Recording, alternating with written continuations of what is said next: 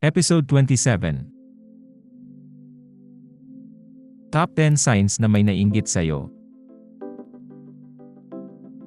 Hey, mga Kapinoy 10! Pwede bang mag-request ng pa-like, follow and subscribe naman dyan itong channel natin? Ma-appreciate ko rin kung i-comment nyo ang mga topics na gusto nyong i-cover ko. Para magkaroon ako ng ideas. Susubukan nating gawin yan, thanks in advance.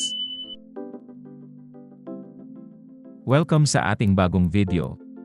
Today, pag-uusapan natin ang top 10 signs na may naiinggit sa'yo. Ready na ba kayo? Tara, let's start! 10. Binababa ang achievements mo. Pang-10 sa listahan natin, kapag may taong laging binababa ang achievements mo, kahit gaano pa ito ka-impressive, naku, baka nainggit yan. Halimbawa, nanalo ka sa isang contest at ang sabi lang nila ay, pipitsugin lang naman yang contest na yan. Classic, jing-jing yan sa'yo. 9. Laging may komento. Pang-9, yung taong laging may komento sa kahit anong gawin mo. Post ka ng bagong picture, sasabihin nila, ang kapal naman ng make-up mo. O kaya naman, nag-gym ka. Hindi naman halata. Hala, hindi nila matiis na hindi mag-react.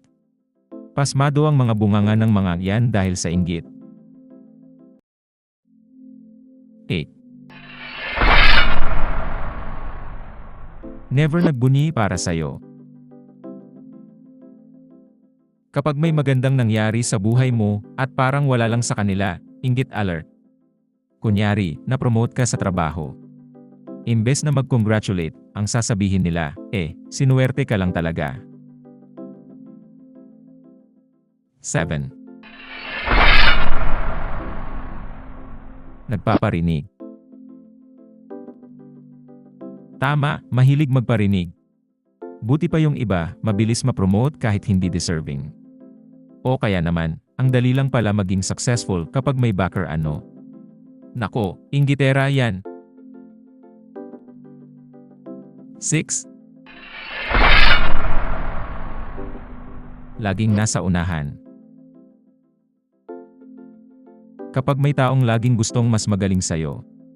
Halimbawa, bumili ka ng bagong phone, bibili rin sila ng mas bago at mas mahal. Yung tinatapatan lahat ng meron ka. Tawag dyan itapatera, sub-variant ng inggitera. 5. Pinagchichismisan ka. Inggit na inggit kapag lagi ka nilang pinag-uusapan sa likod mo. Sasabihin nila, siya na naman, sisikat. Yung tipong lahat na lang ng tungkol sa'yo, may issue sila. Kung nakakamatay nga lang ang pagiging intrigera, matagal nang bumula ang mga bibig ng mga yan. 4. Walang tiwala sa'yo. Kapag may taong lagi kang kinu-question, kahit simpleng bagay lang. Kaya mo ba talaga yan? Sigurado ka bang ikaw ang gumawa niyan? Hala, hindi nila makontain ang mga sarili. Insecure sa galing mo, yang mga yan. 3. Hindi marunong mag-appreciate. Kapag may bago kang din-develop na project o kapag may achievement ka, hindi nila pinapansin. Tipong kahit anong ganda ng gawa mo, deadma lang sila. Parang wala silang paki kahit gaano ka pa kagaling o kaswerte sa blessings. 2. Nagiging defensive. Kapag napansin mong defensive sila pag kinuwento mo ang success mo. Tipong, hindi naman sa naiinggit ako ha, pero kaya ko rin yan, bakit kailangang maging defensive? May competition ba? 1. Gaya ng gaya. Pinakauna sa lahat, yung taong laging ginagaya ang style mo, mula sa damit hanggang sa mga hilig. Bili ka ng bagong shoes, bibili rin sila ng parehas. Para silang anino mo. Bawat meron ka, dapat meron rin sila.